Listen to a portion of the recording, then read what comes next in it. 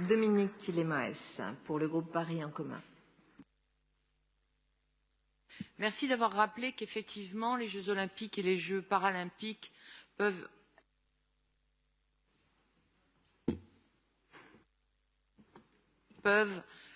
améliorer de manière étonnante l'accessibilité pour les personnes en situation de handicap. J'ai eu la chance de vivre les Jeux olympiques de Barcelone en 92 et j'ai vu le changement radical et j'ai pu constater effectivement en arrivant sur Paris en 2001, en rentrant vivre à Paris en 2001, qu'il y avait énormément de progrès à faire et que c'était un espèce de fossé qui nous attendait. Fossé qui est en train de se combler petit à petit, effectivement, depuis 2001. Et je veux remercier aussi Jacques Galvani et bien sûr Pénélope Comites qui a repris cette délégation haut la main. Un an après un point d'étape complet sur la politique parisienne du handicap, nous voici avec une nouvelle feuille de route 2022-2026. Cette nouvelle stratégie handicap s'inscrit dans la continuité du précédent schéma. Elle vise à rendre concret le principe d'inclusion des personnes en situation de handicap dans toutes ses dimensions. Participer à la vie de la cité, être mobile, accéder aux bâtiments publics et aux services administratifs, aux soins, aux activités culturelles et sportives, mais suivre également une scolarité ordinaire. Cette stratégie est un outil qui nous permet de définir sur une période de 5 ans le cadre d'action que se fixe la ville de Paris à l'endroit des Parisiennes et Parisiens en situation de handicap. Par ce document de cadrage, la ville de Paris suscite des projets ou soutient des projets qui n'ont encore pu voir le jour. Je me concentrerai particulièrement sur la question importante du logement. L'accès au logement est l'un des piliers de l'inclusion sociale des personnes en situation de handicap. Pour cela, la ville de Paris s'est fortement engagée en développant l'accès au logement des personnes en situation de handicap et en développant également des modes d'habitat plus inclusifs ou partagés afin de proposer des solutions alternatives entre la vie autonome à domicile ou l'hébergement dans la famille et la vie collective en établissement médico-social de type foyer. La précédente stratégie parisienne, qui couvrait la période 2017-2021, est arrivée à son terme. De même, l'accès au logement, excusez-moi, je répète, c'est un copier-coller mal fait, excusez-moi. Ainsi, les engagements pris dans le cadre du logement accompagné lors de la précédente stratégie ont-ils été tenus? Ils doivent être développés et s'enrichir d'autres opportunités comme l'aide à la vie partagée. Cette stratégie a permis notamment l'ouverture de 467 places d'établissement, 259 places de foyer ou d'accueil de jour et services médico-sociaux, 208 places de services d'accompagnement. Par ailleurs, 31 logements, 26 logements sociaux et 5 logements privés ont été dédiés à des projets de logement accompagnés permettant la création de 56 places de foyer ou de services dans le diffus, alternatives à la prise en charge institutionnelle classique.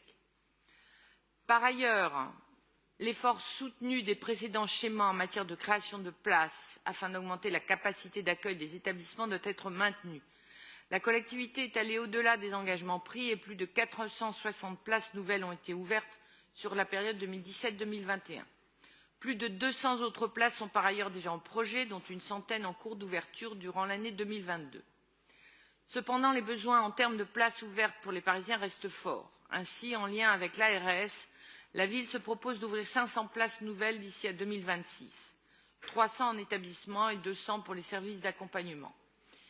Il convient, pour faire face à toutes les critiques que nous avons entendues ce matin, de rappeler la loi dite Élan, promulguée en 2018. Je salue l'exemplarité de la maire de Paris de maintenir son objectif de 100% de logements sociaux neufs accessibles aux personnes en situation de handicap, alors que la loi dite Élan prévoit de faire passer de 100% à 10%. Les chiffres sont complètement fous. La part de logements accessibles aux personnes en situation de handicap dans la construction neuve, passer de 100% à 10%. Quelle honte! Nous pouvons donc nous enorgueillir d'avoir gardé l'objectif de 100% de logements neufs accessibles aux personnes en situation de handicap. Nous devons poursuivre et amplifier le développement à Paris du logement accompagné. À mi-chemin entre la place de foyer classique et le logement familial, ce logement accompagné est une offre à destination des personnes désireuses d'avoir leur propre chez-soi, d'être ainsi plus autonomes, tout en étant accompagnées par des professionnels. Pour aider les partenaires associatifs, gestionnaires d'établissements et services médico-sociaux, porteurs de projets à trouver des logements dans le contexte parisien foncier très contraint, une convention a été conclue avec 3 bailleurs sociaux pour mobiliser 70 logements sociaux pour du logement accompagné. À ce jour, 26 logements sociaux ont été mis à disposition de ces associations pour réaliser leurs projets de logement accompagné.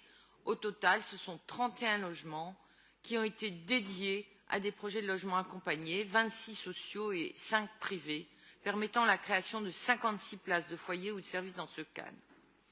Je veux aussi saluer l'engagement de la ville pour les 5 000 logements par an rénovés jusqu'en 2026 pour être accessibles, ce qui représente un effort considérable. Pour conclure, et je vais rappeler effectivement notre collègue Daniel Simonet, je veux dire un mot sur la situation des ascenseurs, car l'ascenseur est le premier moyen de transport en France, avec 100 millions de trajets par jour.